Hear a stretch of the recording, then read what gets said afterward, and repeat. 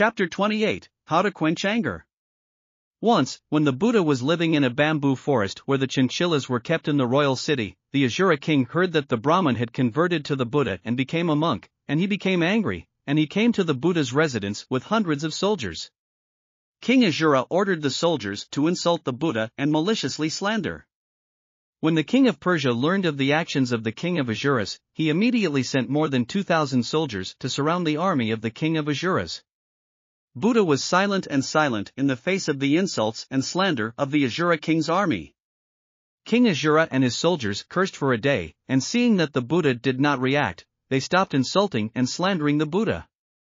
King Asura said to the Buddha weakly, "Bald, you have been conquered by us, since you dare not even say a word, you coward. Brahma is my younger brother, but you made him a monk. He already hates you bald people very much. Why did he convert to you? What exactly did you give him ecstasy? Don't think that we are surrounded by the army of the king of Persia. We are afraid of you. You are in our hands now. If he dares to attack us, I will order you and your disciples to be killed. See if he dares to act rashly."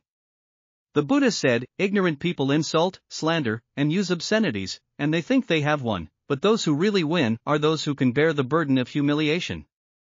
In the face of anger, insulting and slandering people who slander themselves, if they are also angry and respond to them with evil words, it will only make them more angry. They are doing evil deeds, and they are creating bad karma for themselves.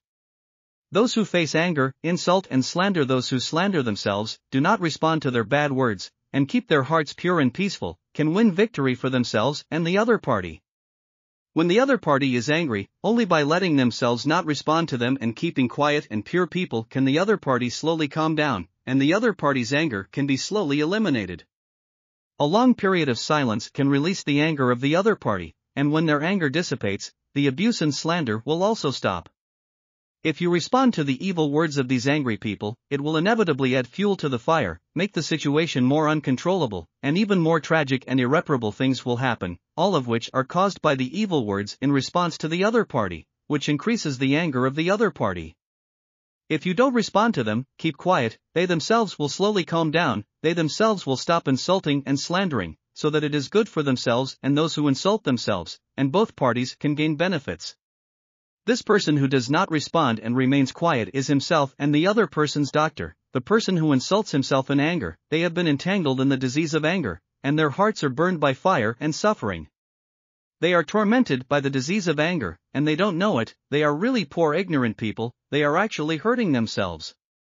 King Asuras, sit down with your soldiers and drink a bowl of water, for the king of Persia should have come to bring you food, to entertain you, not to fight you." At this time, the Buddha said, "When a foul word is spoken, the fool thinks victorious. However, the victor is a ninja. Those who return anger are even more evil. Do not return the anger with anger, and win 2 victories. Know what he is angry about, and meditate on others.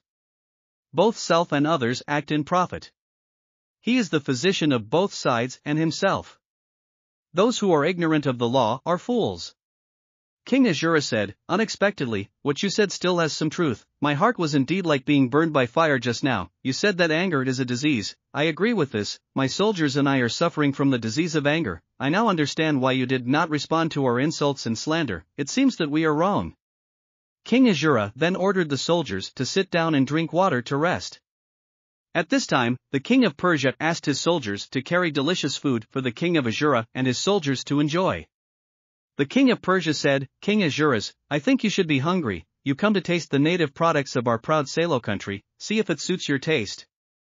King Asura said, "King of Persia, I thought you had come to fight me."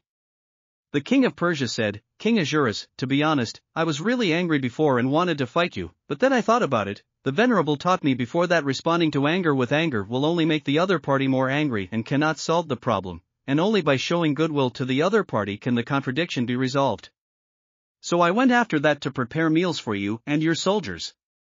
I think you and your soldiers have been scolding for a day, and you are very hungry. You should really want to have a full meal." King Asura laughed and said, "King Persia, it seems that you are a real person, and you are telling the truth.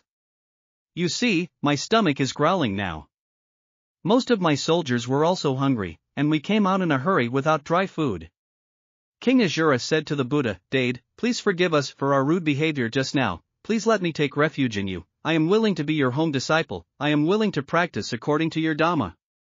The Buddha accepted the conversion of King Asuras, who offered all the belongings brought from this trip to the Buddha. After that, he had a happy meal with the Buddha and the king of Persia.